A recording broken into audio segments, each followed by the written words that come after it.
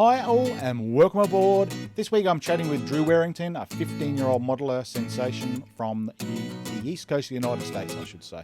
The old adage is very true with this one. Wise world beyond his years is true with Drew. Sorry, it's a little bit poetic anyway, but we'll move on. In episode 17, we chat all about his modelling and that of his Model Railroad Club in the short amount of time he's been on this earth. Hi, I'm Darren from Model Railroad Technique. Our YouTube channel produces video podcasts showcasing modellers from around the world. If you know of a modeller that would fit the bill for a chat, email me with a link below. So let's get started. Make sure you subscribe, click that little bell icon to be notified of upcoming videos. Support us on Patreon, like us on Facebook and Instagram at Model Railroad Technique. Welcome aboard, Drew Warrington, to come and chat with us on Model Railroad Techniques today. So how are you going, Drew? I'm doing pretty good. How about yourself? Not too bad. Thanks for taking the time away from your busy schedule because you've become a little bit of an internet sensation really of late. And I thought, well, what interesting lad to get you on. You've spoken to some heavy hitters in model railroading like Lionel Strang and a few others of late, and they've been really good interviews. So I thought, what better opportunity to get a young lad on like yourself to hear about your modelling. So thanks for coming and chatting with me today. Well, thank you. So just to let everyone know what Drew's all about, he can be found on Facebook at NorDel Drew, and I'll put all the links to everything below so it's easier to find. And also he's got a YouTube channel, Drew at NorDel MRRC. So, and obviously that's his club, which we'll talk about in a sec. But he does a lot of YouTube stuff for them and himself, which is fantastic for a lad of such a young age. So how old are you, Drew? I don't think I actually know. I'm 15 years old. 15 years old. So still at school, enjoying it? Yeah, I mean, online school, I don't know how it is. You're in Australia, right? Correct, yeah. Yeah, well, I don't know how it is down there, but over here we have online school and everybody's trying their best, but it's not the same as in person at all. No, you're exactly right there. And I think this is the bloom of the internet sensation, and a lot of things, like I've started up my channel a bit before the COVID pandemic, but obviously you've started yours probably around a similar time as well. But I think moving forward, you've spoken to Gordy Robinson about on your channel as well. He's a cracking lad from Scotland. So I always like to get to know about people's model railroading history and where they've come from to where they are today. Obviously you've in 15 years or 7 years, I think you've been going in trains. You've done a lot, so you've got to be commended there, young fella. So tell us about your history in model railroading and how you got a passion for it. Well, a lot of people say they started with a set, and I was a bit different. My uncle is a contractor, and my parents were looking for a little train set that they could kind of sell when I aged out of it. And well, as you can see, I never aged out of it. But my uncle looked around, because around where I am, it's a bit more prevalent than some other places. So at this one job, he found somebody who had a 4x6 sheet of plywood with cork road bed and track on it. Nice. And so we said, how much do you want for it? And the man said, just take it. So I got that 4x6 for Christmas, and I'm still with it. It's just a lot nicer now. That's nice. So what part of model railroading do you like the most, do you think? To be honest, running trains. Like, I feel that's a very touche thing to say, but it's got to be the favorite part. The running the trains. Yeah, no, I like that. So definitely like. So what sort of trains do you like running? You're a diesel man or you're a steam like me? I'm a steam man. Yeah. I've definitely started to be a bit more lenient, but definitely a lot of steam. Yeah, sure. Now, it's quite interesting. I heard you, and I'm pretty sure it was on AML with Lionel Strang say, and it's probably one of the best analogies I think I've ever heard, why the youngsters, and I'm 45 years of age and I'm still considered a youngster in this hobby as well. So, and I'm 30 years older than you. So I think, explain to us what you actually said around why do you think us young folk like probably steam over the modern diesel type stuff? We all grew up with the tourist roads, and just like I said on the podcast, Jason Schron, I forget exactly what it was. It was either an interview with him or one of their Facebook Lives, but he was saying that he thinks that they're going to do less steam because all that generation that grew up with it and is interested in it is dying out. But I feel like there's a gap where tourist roads weren't so much of a thing, but now they're very prevalent, and Sure. all the people, at least in my generation, grew up admiring steam, and it's definitely a strong uh, niche, I guess. Yeah. Those Bachman moguls sold like pancakes, so Yeah. it's been a very good promise for the future. Yeah. No, I totally agree. We're nothing like in the United States. We're actually meant to be over there now. And unfortunately, due to current events, we couldn't travel over there as a family. But we'll get back there in coming years, definitely, because there's so many tourist railways that we were going to go on Durango and Durango, Silverton, the Toltec. There was a few in Oregon as well we're looking at doing. So I think you're exactly right. We've got one major one here in my state of Australia that's called the Steam Ranger, and I love getting out on that, and that's all steam from the 60s and the 50s. So that's fantastic. So what would be your favourite prototype train? Because you've got a few photos up there of your prototype stuff. To be honest, the F40PH 2D. Yeah. I don't know why, but it's just one that piques my fancy. So Sure. for somebody who's a fan of Steam, I don't know why that happened, but yeah, here we are. No, that's right. So what about model train? Or was that same model as your prototype? Actually, I have a Broadway Limited Challenger, which is Right. pretty much the coolest thing I've seen, besides maybe their Big Boy, but Yeah. it's definitely a very cool thing. No, you're definitely right there. You're definitely right there. So,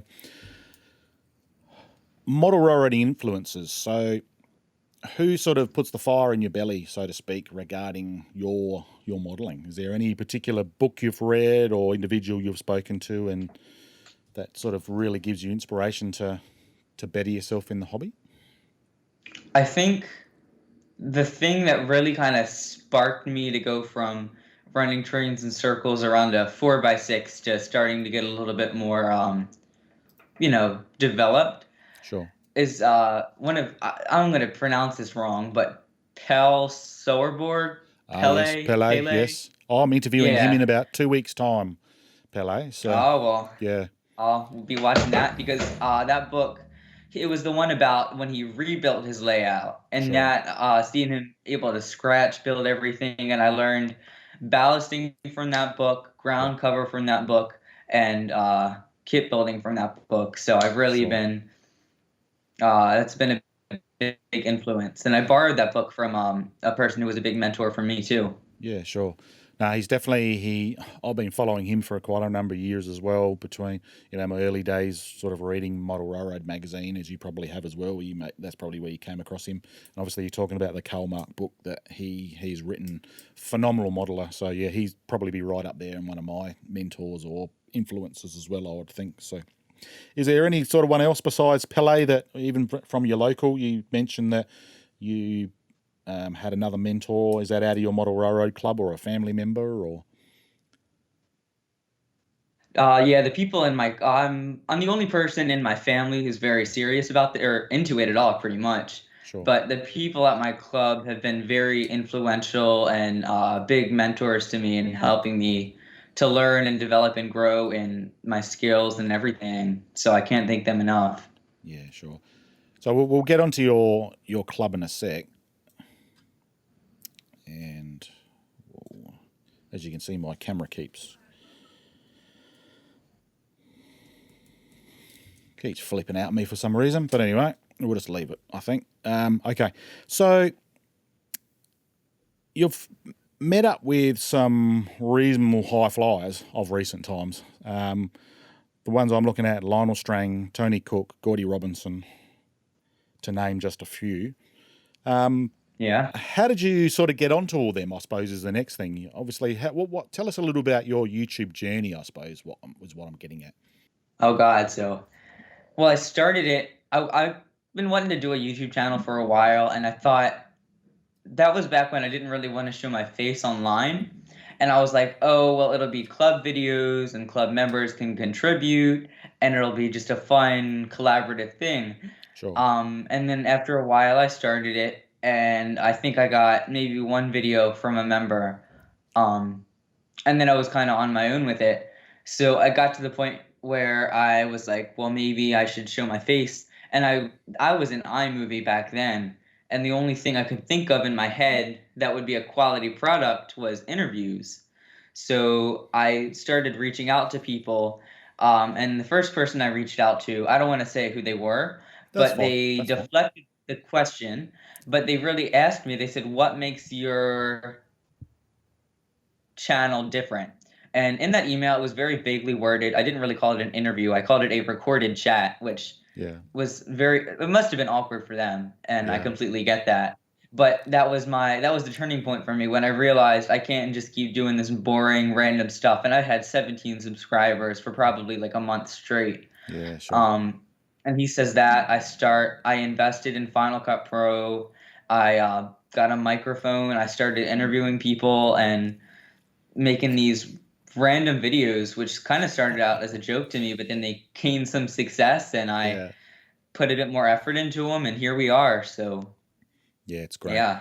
I stumbled across you, I think, on the Friends of the Modelers podcast, Friend of the Modelers Life podcast, and watched a few of the videos, and I love them. So keep going the way you're going, because you've probably been told this a little, the term of fresher breath air, I suppose, more than anything. So keep going the way you're going. It's a hard road. I think the YouTube thing, and just putting yourself out there like you're doing, you got to be commended, particularly at a young age. You'll get the naysayers that will not enjoy what you're doing, and they do the same with me.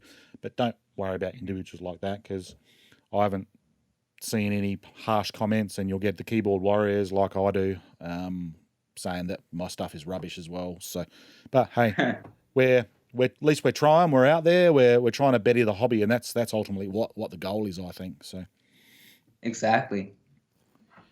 So I suppose. So what? Okay, I was like a little segment here. It's called "What's on Your Bench." So, what is there anything you're currently building, or anything along those lines that you're building at home or at the layout, I suppose, or the club? Well, I kind of have two things modeling wise that I'm doing right now. They're the same club member who lent me that book. They built. Are you familiar with the time saver layout? Yes. Yep. The John Allen time saver. Yep. Mm-hmm. So I'd been at a train show a couple years ago, and there was this gentleman who had an O scale time saver, and it was built very simply so that anybody, whether they were a child or somebody who completely knew what a time saver was and competitive with it, Yeah. anybody could walk up and use it. And it was a switch. You flick it to the left and it goes left. You flick it to the right and it goes right. Anybody can walk up and use it. Very simple. So I said, Nice. why don't we do that here? I had so much fun with it, Yeah. and I'd love to spread that. So he happened to have a time saver, and I've been working on making it detailed. And last night I went over, painted all the ties and the rails, which always takes more time than you think it will.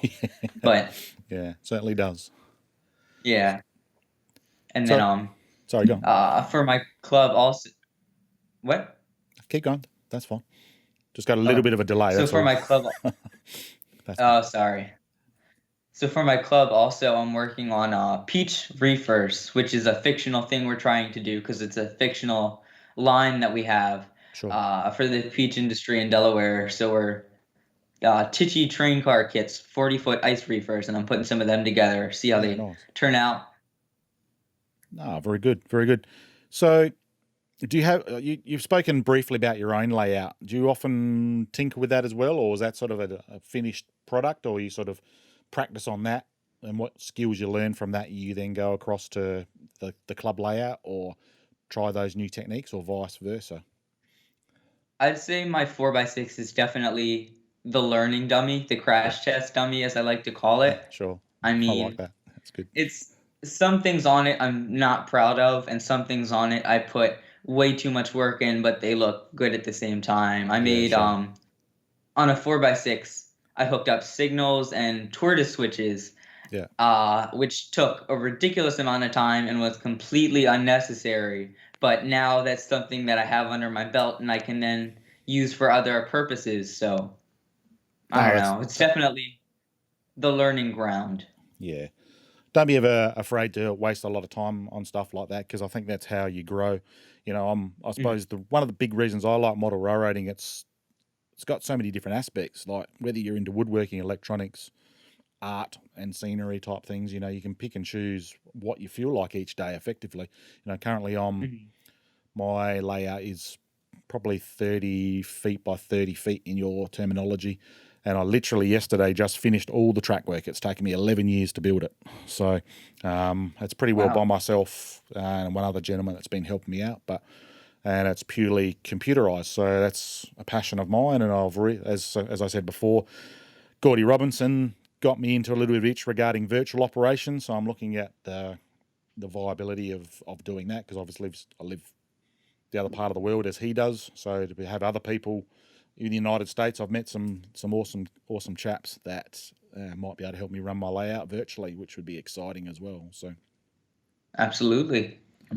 So let's just bring up a little video of your club layout here. So we'll talk about the club. So this is a shameless plug. So away you go. So who's the president? How many members you got? Whatever you want to say about the club, just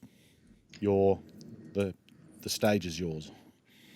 Cool. Well, as you can see on the screen right now, I don't know if there's a delay or not, but it's the Northern Delaware Model Railroad Club located in Hockessin, Delaware. Our president is Glenn Gunter. I don't completely know all the positions. I kind of know him, but not a whole That's bunch of fine. other people. We have about 20 members, probably a bit off on that, but give or take 20 members.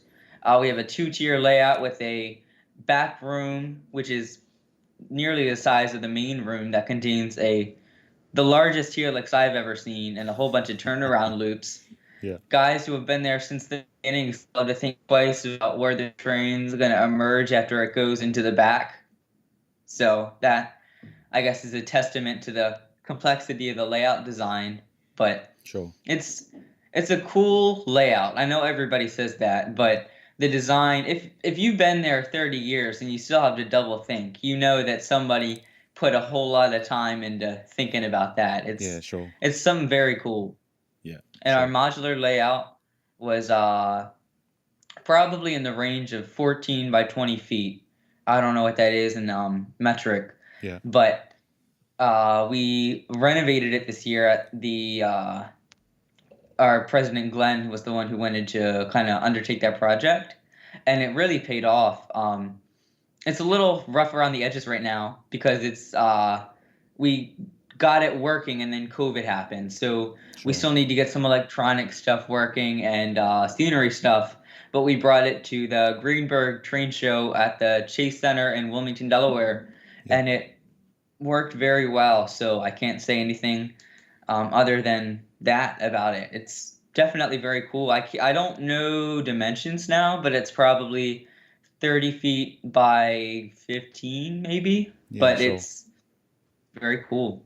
Yeah, that's excellent. So, what sort of obviously, just so people know, they've also got a website, and I'll put all these links below. So it's www.nordelmodelrr.org. So Yep. I won't go into why it's .org, because I think Line has already stolen that little line from numerous people. But what sort of what sort of motive power or time period are you look? Because I've seen diesel and steam, so you're looking at a transition type period, or what's it sort of modelled after?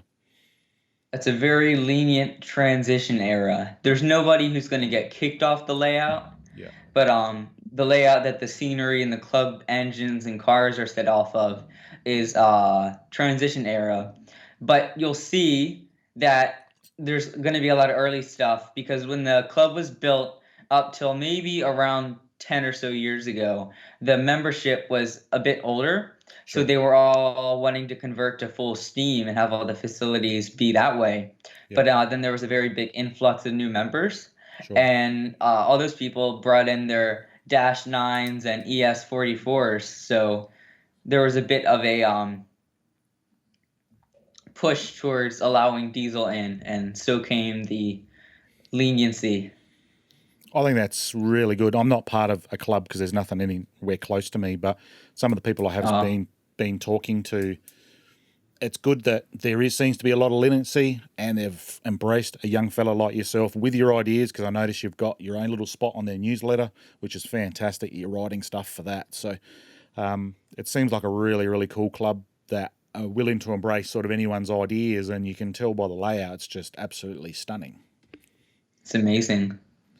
So many people. Sorry, go on. Sorry, just so many people. That's the thing I like about model railroading. So many people can come in with completely different visions and ideas, and it can make something that makes sense. That's just.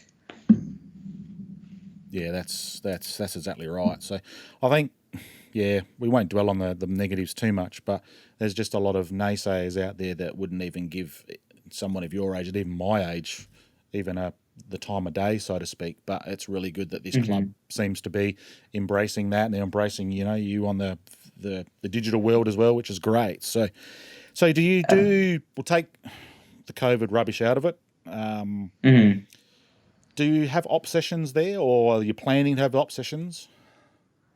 Well, if I could add to your point before. Yeah, sure. I want to say that I came into this club when I was probably like maybe 8. Yeah. I was very unhelpful, let me just say. So I can't thank everybody here enough for including me and taking me under their wing, so that now I'm actually helpful. So, but back to your point. No, that's great. Op sessions. So we had to overhaul the layout a little bit, because wiring after a long time gets kind of old. And it was a very collaborative effort, but there were some new members who came in and really expedited the process. And now there's some spots that were kind of upgraded as far as wiring goes, and saving power to things that aren't being used. And it works like a charm now. So operating sessions restarted in the last season, and we were probably on number 3 before COVID shut down everything. Right. And we haven't had any group meetings since COVID, because a lot of our members have conditions that they don't want anything happening with the coronavirus. Yeah, sure. But I have been involved in some local community groups, and we've had operating sessions at layouts where there's a bit more space and ventilation. Yeah, sure. So what I mean by operating sessions, are they more structured, or are they moving forward they're structured? So like way bills, car cards, switch list, that type operating, or you just like running some trains like I do as well? Well, in the video you're showing, he did talk about it, but I just cut it out for time, because I didn't have a lot of footage of things to show with it. Sure. But at our layout, what we use is not car cards, but I believe it's called op to drop. And so it's very targeted towards somebody who's never operated can come in and understand, and at the same time, somebody who's pro level can come in and have just as much fun doing it. So there's a schedule, and let's say we're taking a mixed freight. So you'll start here, and then you'll go to location B, and there you'll drop 5 cars, say pick up a red box car and 2 various cars, and then go to the next spot. So it's very targeted towards anybody who wants to join in. Yeah, that's fantastic. I've heard like a 1-for-1 type scenario where you'll pick up 2, drop off 2 of like sort of trains. So a bit similar to that. Yeah, is by what you're explaining. No, that's really good. So it's a little big for car cards. Yeah, that's fine. It's how many trains might you run in a session when you can run them? It's meant to have somebody at every yard. Dispatchers, I didn't show it in the video, but there's a deck up above for people to just stand and dispatch off of paper. All the switches can be controlled remotely, but can also be controlled with a button. So it's never been maxed out before. Let's just say that. Yeah, that's nice. That's nice. As So many what? people as you can fit in the building without it being a fire hazard, let's Yeah. say. So, what's your favourite job on the railway when you're running it? That is. Is there you like conductor, engineer? You like to do the dispatch side of things, or yardmaster, or I like switching, to be honest with you. I mean, I don't have a problem with being an engineer, but yeah, I'm a big fan of switching out yards. yeah, nice, nice. So why do you think you're? Because that's very most people like getting out in the main line and giving it a go. So why do you like the switching so much? Well, don't get me wrong, I like to do the main line plenty, but switching, I don't know, it's just always been appealing to me. You don't have to be frequently walking around, and I'm a big problem for me is losing my train, so I guess I don't have to worry about that too much. Yeah, I think it's probably one of the reasons I like switching as well is because it's out in the main line. Yeah, you run some trains, but when you're doing some switching, you got to think a little bit more. If I, drop a wagon here, what's that going to affect for a later move? In three Yeah. wagons time. And I think that's what I think. It's a bit of a brain puzzle for me. And you already sort of touched on that with looking at a John Allen time saver because that's exactly what he designed that for back in the day. So Don't get me wrong, I'm no better at that now than I was when the first time I did it. So yeah, I've only done one once, and I was rubbish at it. So you're probably hmm 10 times better than what I am at it. But that's I wouldn't say that. so. Did you end up getting your Rapido sponsor? Not yet. Not yet. All right. Well, we'll But could I talk to you about sponsors real quick? definitely go ahead. Yeah.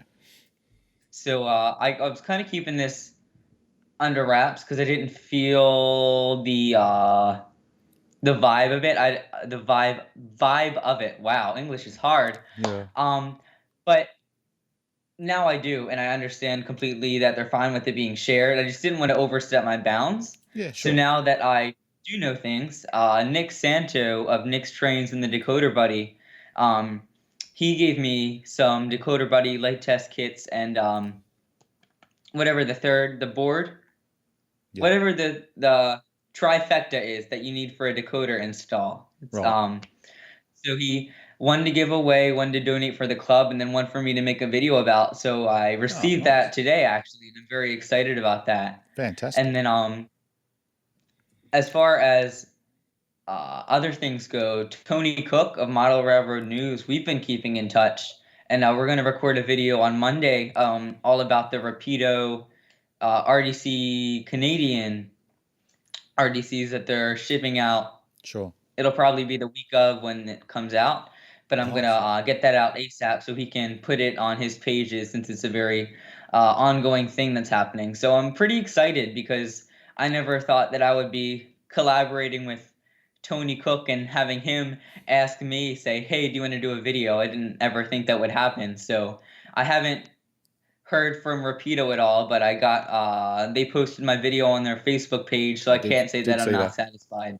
Yeah, I did see that. So I'll put some of those links below to. So was it Nick Santos or Santo?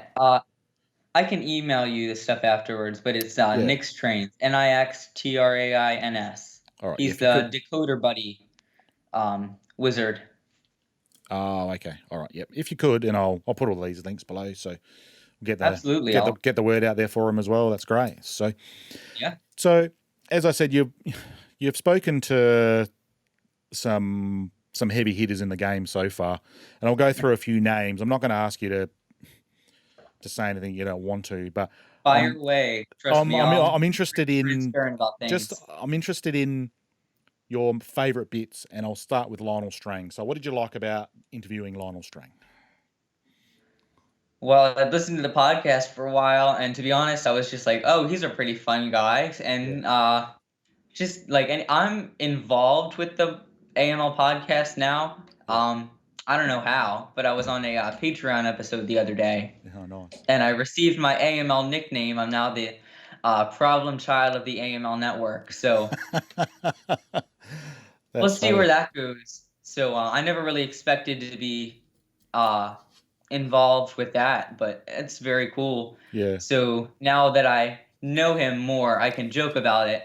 Yeah. Whenever you email the AML email address, it's Yeah. 2 weeks until you hear back. Yeah. So,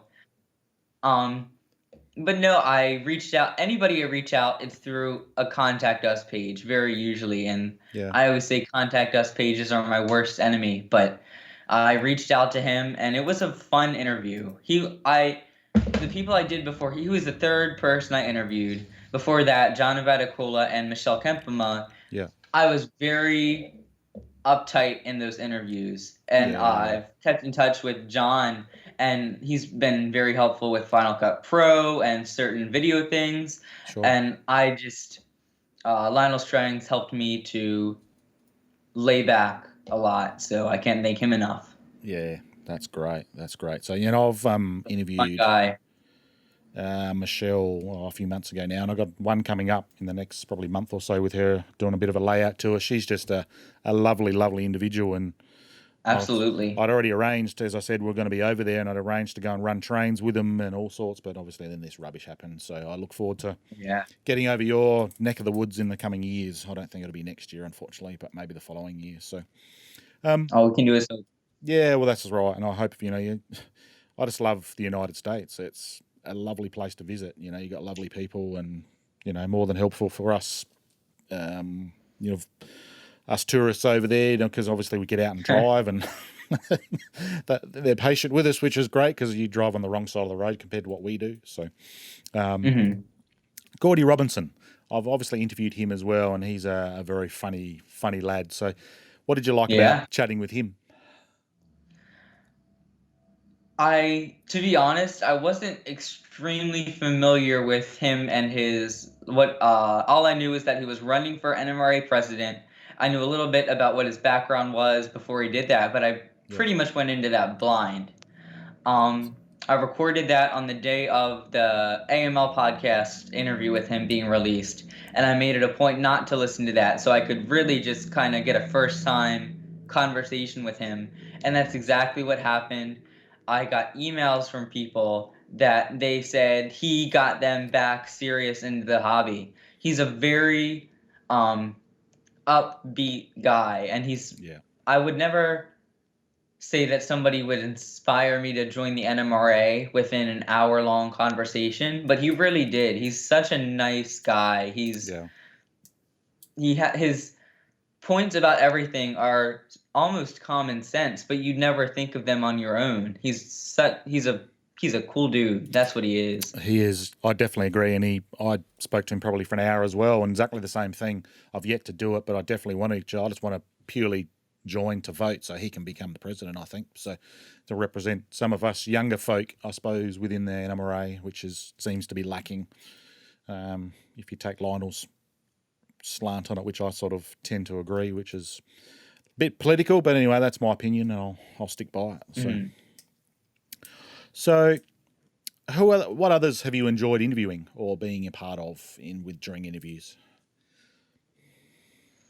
Let me pull my list up because whenever I talk about it, I seem to kind of get sidetracked. But whenever I have the list in front of me, it's just a lot easier to talk about it. Yeah, that's fine. I've got a list in front of me with stuff I want to answer. That's no issues. So. Cool. Well, Gordy Robinson's pretty much the most recent posted interview that I have. Yeah, sure. Because I took a week off. I take a week off every month. Everybody just needs to look away from the screen, especially now that online school's going. Very true. Very true. Over the summer, editing was no problem for me because I'm outside all the time. So just looking at the screen to edit was no big deal. But now that I take online school and it just gets to be too much. So I need to take that time off. Yeah. I have my list in front of me. Tony Cook. I mentioned him earlier. We're working together on that video. He is the coolest guy. He's so much fun. He's very knowledgeable. He's got so much to talk about in the nicest way possible. Sure. He's a great guy. That was a very fun interview. We said Jason Schron 19 times. Yeah. It was cool. I didn't ever expect it to get this far, and I'm really excited to see where it goes. Yeah. I never thought I was at 17 subscribers for probably about a month. Yeah. And then within the past 2 months, it's gotten to 100, 35, 36 we're at today. So nice. It's really cool how it's exponentially increased to this point. No, definitely. And I'm not that far ahead of you. I've only got 1,045 or something myself. So it's a funny thing watching the stats go up and down. I think, sometimes you'll turn the computer on and you'll go, oh, I've dropped a subscriber for the day, because obviously every now and again people sort of goes up and down, and then YouTube level them out, whatever they do with their analytics as well. So, but now, Drew, I need to thank you for coming along and chatting with me today, this short little conversation. It's been a lot of fun. You are a true legend and a real cool dude yourself. You're up to... Well, thank you very much. One of those, it's been a lot of fun. Your years, saying 7 years in this hobby, I think you are worlds past your years in the hobby with your knowledge and the way you handle yourself. I think that needs to be commended, and that of your parents who have brought you up this way. It's fantastic that you're getting out there for the betterment of the hobby. I think it's important that youngsters get involved, because you are our future of this hobby. So thank you so much, and keep going on with this, because I think you're going to do great things. Well, thank you very much for having me on your show. That's fantastic. And I'd love to have you on again at some stage, once you surpass me, and you might say, don't bother me, kid, type thing. So. All right, I'd love to have you on sometime. Yeah, that'd be great. Make sure you subscribe. Click that little bell icon to be notified of upcoming videos. Support us on Patreon. Like us on Facebook and Instagram at Model Railroad Technique.